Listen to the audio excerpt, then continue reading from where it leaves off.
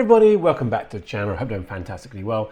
So today I want to take a quick look at a trade I'm looking at setting up. A lot of people ask me what is my setup, my strategy, and often I'm very much a trend trader looking for continuation of a trend when things either pull back into trend line or to a moving average. But with the markets at the moment very range bound and being more sort of reacting to support and resistance, I'm going to show a setup on the euro dollar at the moment, which I think is looking like a potential buy based on where price has reacted in the past on the higher time frames, looking at the 4 hour especially, and then entering on potentially a 15-minute time frame. So let's have a look at MetaTrader, see where I've drawn some of the lines in the charts, and potentially two types of entry, whether you're looking at just buying off a support level or waiting for a confirmation of a break and therefore putting a stop loss in two different places. I'll describe both of those, so let's have a look at the charts and see what we can do. So if we take a look at the bigger picture, basically zoomed out on the 4 hour chart, we can see there are lots of areas where price has reacted at the current levels. If we look all the way back to almost December last year, we can see price came down to this line here we've got drawn, 1.0725. That also reacted again back in February. It broke that level, but again got a bit more support below at 1.0693. And more recently, we've seen price touch that line again. So I think we can see that the actual current level price is trading at, it's fairly strong with support level. And we can see recently price has definitely been in a downward push. Last week we had non-farm payroll data came out and obviously price pushed down, got its level of support. A nice little bounce off that level and price then came all the way back up into the 1.08, 1.09 level. So again, zooming one time frame down to the 1 hour chart, again we can see where price reacted previously and bounced all the way up.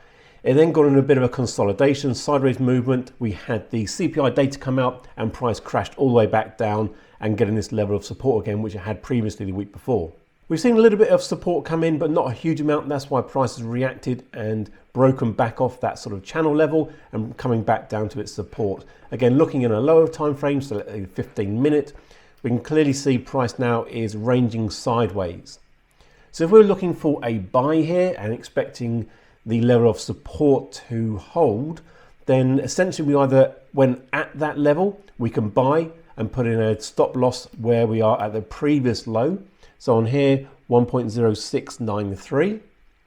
And then we would do a buy at the current level, let's say at 1.073, and take profit when price gets all the way up to this area previously.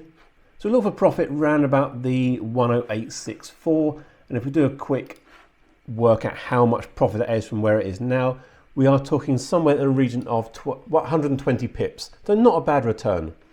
If our stop loss was to go below this previous low, then our risk on that would be in the region of 35 pips. So looking at a good 3-to-1 reward to risk. Now, potentially a safer way of trading this is waiting for a confirmation for it to break through that range. So what I've been looking for is price to break up through this kind of resistance level currently there at the level of 1.0754. And once it's broken up, it potentially may come down to retest and get a level of support before bouncing all the way back up again into the region of 1.085. So if we took that setup entry, again, our stop loss would be below those recent lows we're seeing. Again, from where we are current price, that would be a stop loss of 30 pips. And essentially that 30 pips, we would be looking at a potential target, again, somewhere in the region of 100 pips. So again, a nice 3-to-1. Now this is just simple markups of lines on a chart looking at where price has gone previously and therefore returned back to key levels. So this is literally looking at support and resistance, nothing more, nothing less. We can start looking at some of the RSI or even MACD to see where things are overbought, oversold, or momentum is coming back into the actual buyers or sellers of this one. But again, that can be overcomplicating it. We're looking at price action. What has price done? Where has it reacted? Where's it going to go to? Again, using a 30 pip stop loss, for me, is actually quite sensible. Anything less than that, especially on Forex, where we have seen prices move by 100 to 200 pips even in a day, it's sensible to have a stop that's actually a little bit wider than you might want to do, because a lot of people want to have a 5-10 pip stop loss. Now, we know with spreads, let's say 1-2 pips, we look at a bit of slippage or a bit of a movement when price or news comes out. Easily, those tight stop losses could get hit. Now, reality is, if you are trading those, your reward will be significantly better because you're risking less. But for me, the possibility and potential for the trade actually coming off is also reduced because you have that increased risk of hitting your stop loss. So it's that balance of, do I have a little bit more flexibility in my range of my stop loss, or do I want to be really tight and aggressive and try and get a better reward? For me, I want to have a bit more flexibility. I want to have a little bit more less stress, let the trade breathe for a little bit, especially if we're doing more of a swing trade rather than an aggressive breakout. We'll be looking to hold this for a number of days, potentially over the weekend, because it's now Thursday. So we could see that price recovers over a period of time up to even to the middle of next week, where it gets up to our target. So again, I'm fairly comfortable with what I've seen on my charts, and I'll definitely be placing this trade myself. But again, this is my way of doing it. This is not advice to say you should go and do the exact same thing, because there could be a news announcement coming out this afternoon and price could tank equally as quickly down through all those levels.